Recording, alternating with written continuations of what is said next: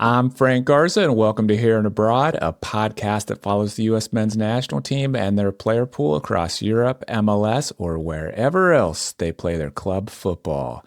On today's show, we're talking about Haji Wright, his season at Coventry City so far, how he's grown during his time there at the club, and his USMNT Outlook for the World Cup. To help me today, I've invited Andy Turner to join the show. Andy is the Coventry Telegraph sports writer covering Coventry City FC. He is a lifelong Sky Blues fan who has been covering the club since 1998. Andy, welcome back to the show. It's been a few years since we last talked about Haji. Yeah, thanks, Frank. Thanks for having me back. Yeah. Well, I have 5 questions for you today about Haji Wright, and let's start with his production this season. He got off to a strong start, but then he went on a bit of a scoring drought. I mean, the guy scored a goal in early October, didn't score again until mid-January, and now he scored a couple of goals recently. So I'm curious, what was going on during that scoring drought, do you think? And then what's changed since then? Yeah, I think a lot of Coventry City fans would like to know what was going on as well. I mean, it was 14 long games, to be honest. And it was strange, a really strange one. I mean, a lot of strikers go through booms and slumps, don't they? And I guess the one thing that Haji has done since he's been at Coventry the last 3 seasons is he's scored his goals in sort of flurries of games.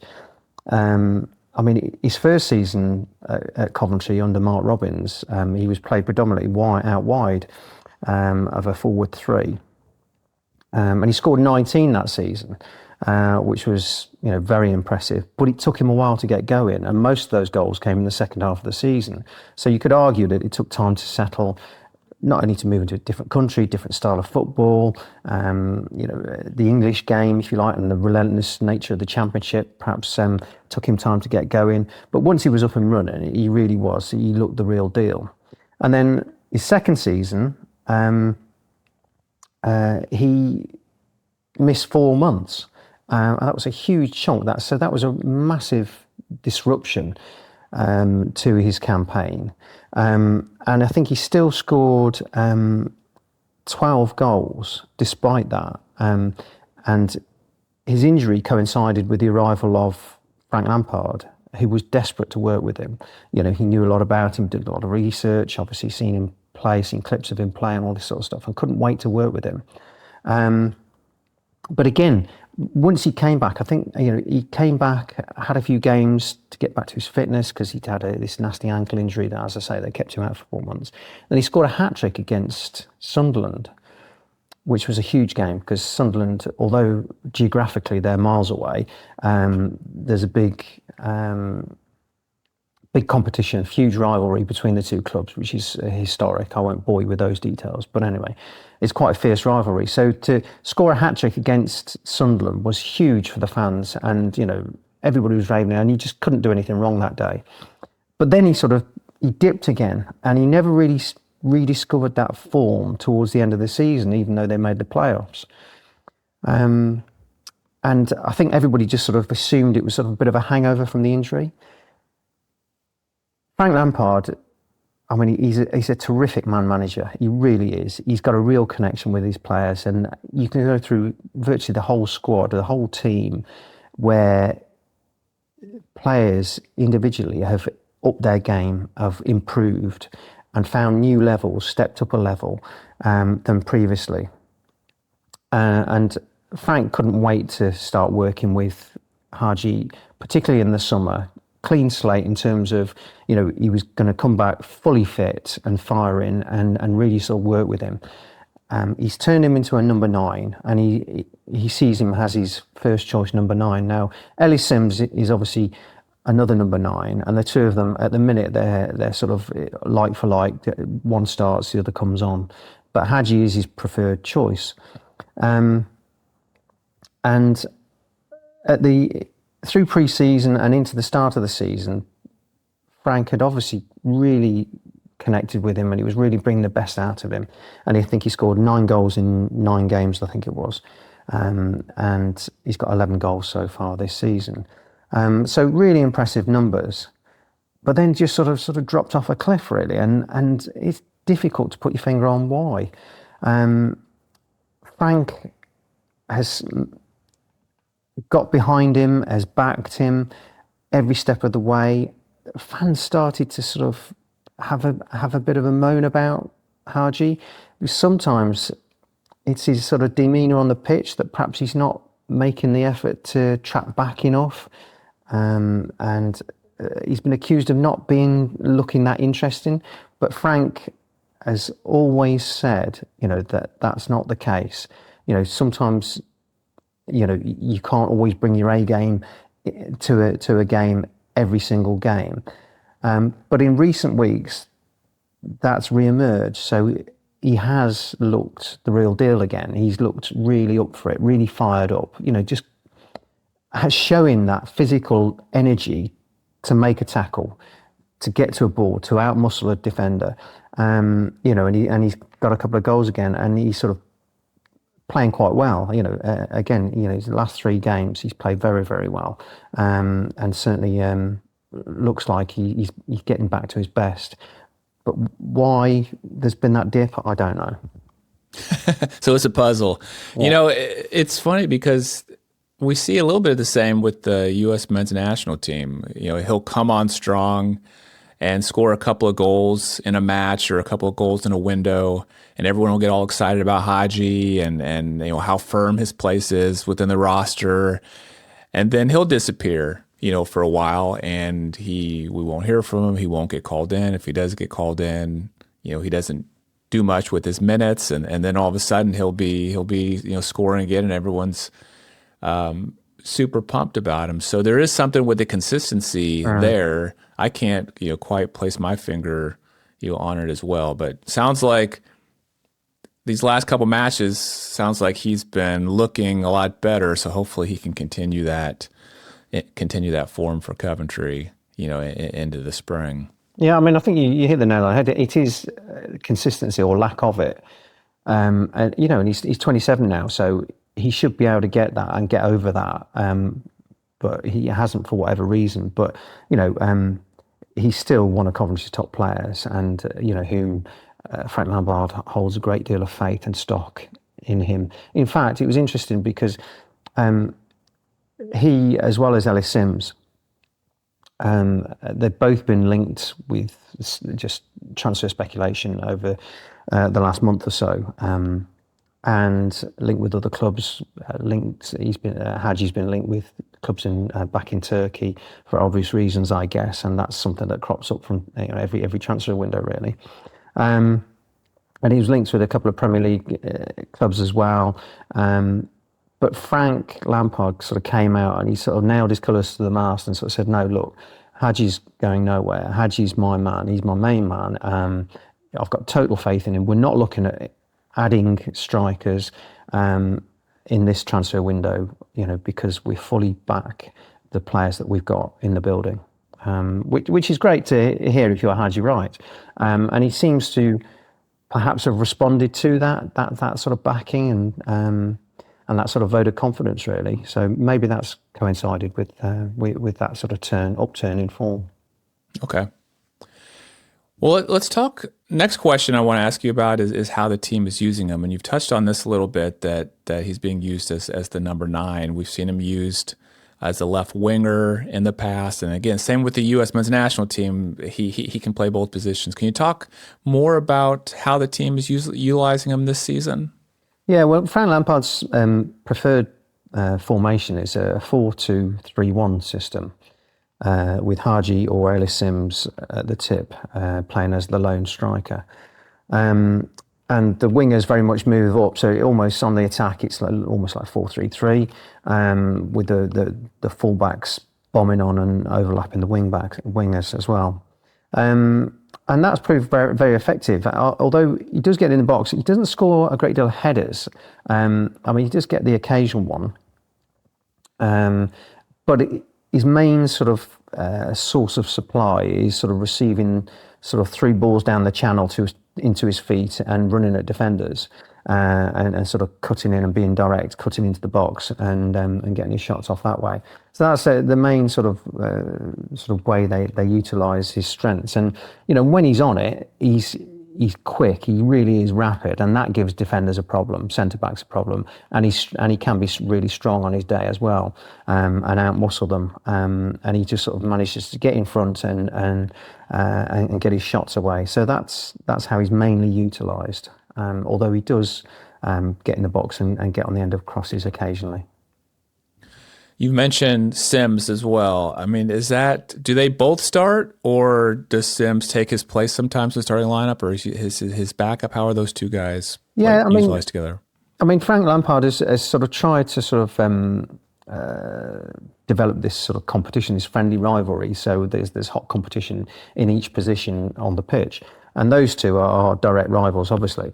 But yeah, when Haji was going through a bit of a lean spell, Sims was given his opportunity, and again he was a bit of a slow burner this season, and again he suffers a similar sort of thing to Haji in that he's sort of a bit hit and miss, and has hot spells and cold spells. But he scored sort of 5 in 5, and he was the main man, and Haji had to sort of bide his time. But then they've come back again, and in recent weeks, they've sort of swapped. So one's started, one's been on the bench and come on, say, 60 minutes or 65, 70 minutes, and then the next game they've changed. But in the last 2 games, Haji's been the main man and been starting. And I know Frank Lampard really does want him to get going. He wants him to be up to speed. So that's how they've worked. But they are very much like for like. Now, after they lost on Monday night at Norwich, a lot of fans have been saying, look, you need to start playing them together because we're not scoring enough goals. They were scoring loads of goals as a team earlier in the season. But now they're not scoring so many goals, and a lot of fans are calling for both of them to be starting together, which they have done in the past. They did do under Mark Robbins, but that was when Haji was playing wide left. And Sims up front, but so they can work together, and as a double act, I mean they could be formidable because they're so big, strong, and quick. I mean, even Ellis Sims, he's a big lad, big stocky lad, but he's quick as well once he gets going. There is an argument to possibly change system to go to 3 at the back and play with wing backs, and then have the 2 up front, the 2 big lads up front. So it'd be interesting to see what happens at Queen's Park Rangers on Saturday, which is their next game. Okay. Well, next thing I want to ask you about is this is Haji's 3rd full season, at Coventry. So you've had a chance to watch him, over quite a spell of time, so far. Have you seen growth from him? Is he growing, or is he more or less his performance been pretty flat, over these 3 years? I mean, I think I'm not sure we've seen that much growth. I think we've seen the same Haji, but with hot and cold spells and just lacking that consistency. So I don't think we've got anything new from him, although I think he is growing in confidence. And I think, as I said before, the effect that Frank Lampard has, he's very much hands-on coach who is an arm around the shoulders type of manager, and really does get the best out of players. And so, yeah, I think from that point of view, perhaps his confidence has grown, and perhaps Frank being of the standing that he is, an England legend, one of the all-time capped England players, a Chelsea legend and all that. So players have got huge respect for him, and I'm sure Haji is no different. And so when he speaks, they listen, and they all want to learn. They're really hungry to learn from him, and to draw on his experience. So I'm sure there have been subtle changes and subtle improvements. But as I said, in terms of his numbers, I mean, he scored 19 in his first season, 12 in his second when he had 4 months out. So who knows how many he'd scored if he hadn't missed those 4 vital months in the middle of the season. And his numbers at the moment, he's on 11, albeit 9 in 9 earlier in the season. So and a big gap. So there's still 17 games left, and still an opportunity for him to get closer to 20 again, which is obviously the sort of benchmark that all strikers look for at this level. So yeah, it's been a strange one really, but he's been sort of consistently inconsistent, if you see what I mean. Yeah, it's hard to. I can see how it's hard to say a guy's been showing growth when he's so hot and cold, up and down over like the entire. It sounds like that's the one thing that's been kind of consistent. And again, I mean, a lot of these things you're saying, I would echo with U.S. men's national team. I mean, he played at the World Cup in 2022. I can't say I've seen much growth from him, since then. He hasn't. When I look at maybe some of the other strikers, that the U.S. has, I mean, it seems like they've grown a little bit, maybe faster than he has. So I don't know. We'll have to see. You mentioned how many games left for Coventry? 17, yeah. 17 games left. Okay, so right now they're sitting in first place in the championship. So, if they can hold on to that, we're looking at a promotion for next season. And so that brings me to my next question, starting to think about like Haji's future. If Coventry does win promotion, I know a lot of times when clubs get promoted, they say, okay, we got to bring in new players, to compete at the Premier League. Do you think Haji is a player that the club would see as a Premier League level striker, or is that a position they'd want to upgrade if they play in the Premier League next season? It's a difficult one because given his international status and everything, I think he's got the potential to play at that level. But I think they would. I mean, they'll make wholesale changes anyway if and when they do get promoted to the Premier League, which a lot of clubs do that. Once they get up, they do bring in a lot of fresh players. So I think they would bring in another frontline striker if they can find the right fit. But I think Haji would be part of those plans. Under Frank Lampard. So it's a really interesting one. It's a difficult question, really. But I think he's got the potential on his day. But again, I think they're looking for more consistency from him. And, up against bigger, quicker, stronger centre-halves in the Premier League, that would be a real test for him, And, I mean, if he can do it on the international stage, I mean, the World Cup might be a big sort of... a big stage really where it sort of makes or breaks his next move really, or what happens in the summer, because if he comes out having done really well, that could sort of kick things on for him at Coventry City, or it might have the opposite effect. Yeah. Do you happen to have this in front of you, like when his contract is up? I think how much longer he has? I think he has another year. I'm sure so most Coventry players sign for a minimum of 4 years. And it wouldn't surprise me, most of them have options in the club's favour to extend it for another year after that as well. I don't know whether that's the case with Haji, but they do that with most players these days. Okay. I do think I remember reading he signed a 4-year contract initially, which would validate what you're saying there. So that means after this season, he'll have 1 year remaining, and a lot of times that is when players can move, right? When a club can get maybe a transfer fee for them with some time left on their contract. I mean, you mentioned like he's always a subject to transfer rumors. I know we're only a few days left in this winter transfer window. It sounds pretty unlikely that he would move this winter. Is that your feeling? Absolutely. Yeah, I mean, I can't see him going anywhere this month in this window. The other thing I wanted to mention, actually, I ought to mention, is the fact that the club have always been a selling club.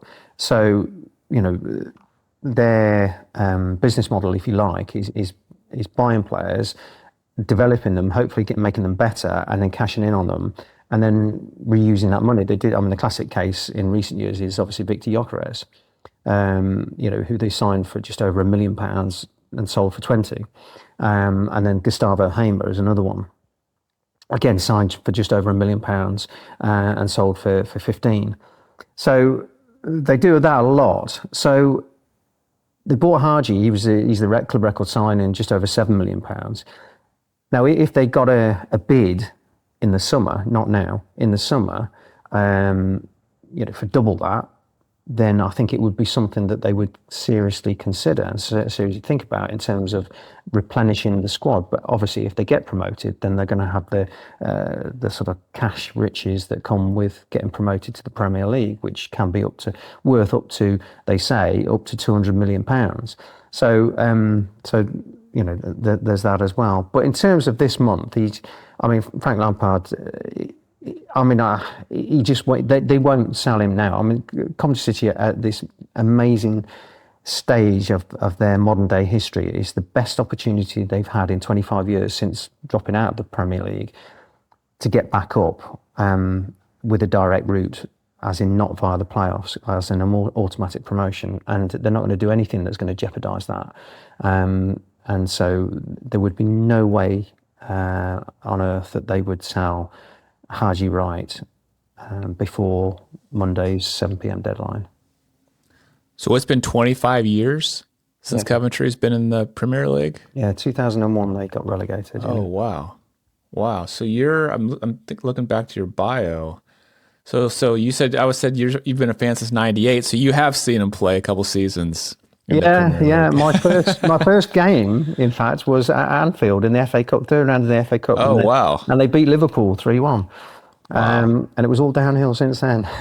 Wow. Okay. I didn't realize it had been 25 years. Yeah. It always seems like Coventry is in the promotion playoffs or like they're in the hunt a lot, So I see what you're saying. Now that they have a chance to get one of these top two automatic spots, wouldn't want to do anything to jeopardize that. Wow. Well, let's talk about last thing I want to ask you about is Haji's role with the U.S. men's national team.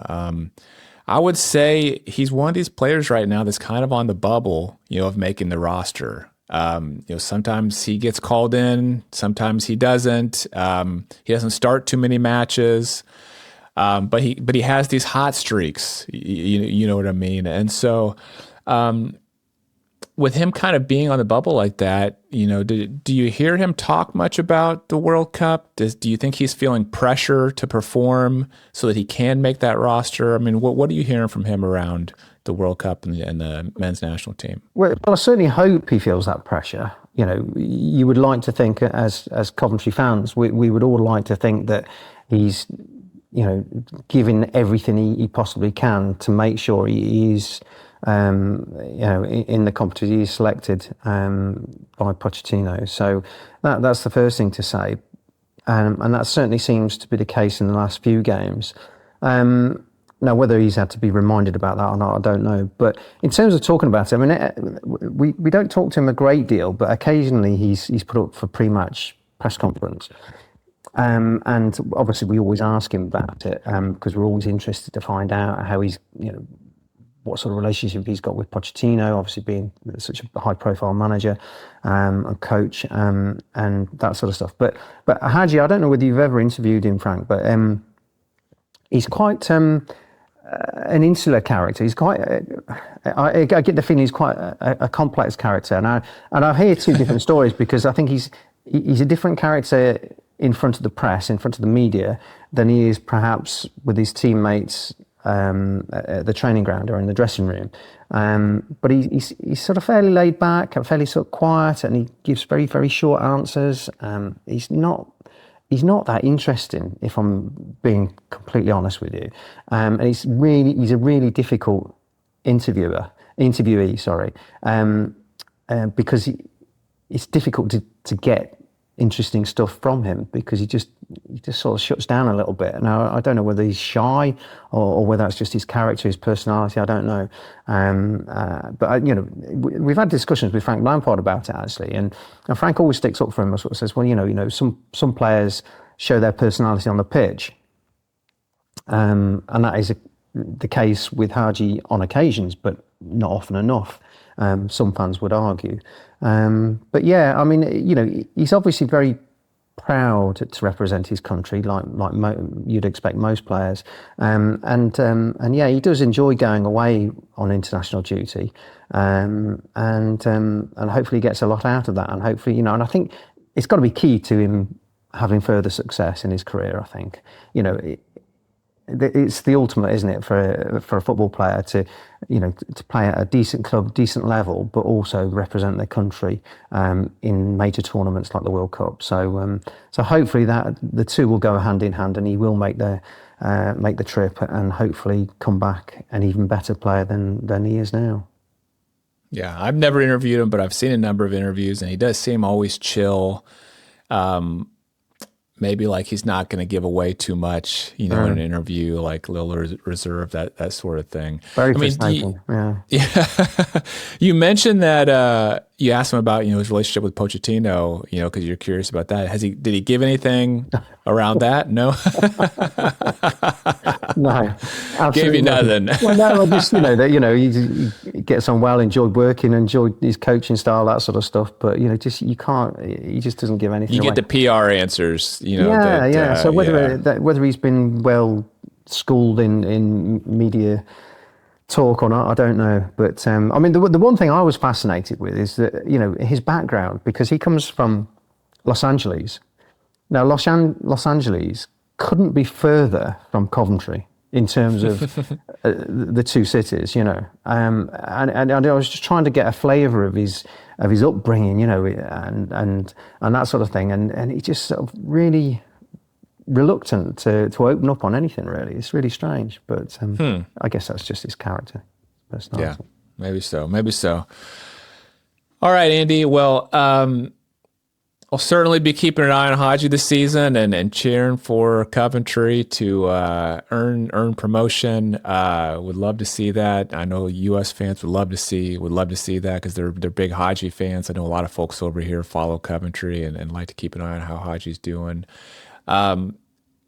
Thanks for coming on the show. I'll make sure and put links in the show notes to your work. And is it your X account or what is the social media you like to send people to check out your work? Yeah, X is fine. Yeah, thank you. Okay, yeah. So that's at Andy Turner CCFC. Thanks so much for coming on the show, Andy. Thank you. You're welcome, Frank. And thanks to everyone for listening to Here and Abroad. If you enjoyed the episode, please do me a huge favor and hit that subscribe button if you're watching on YouTube, or that follow button if you're listening on Apple Podcasts, Spotify, or somewhere else. Thank you so much. I'm Frank Garza. You can follow me on X at FrankGarza007, and I'll be back next week with a new episode.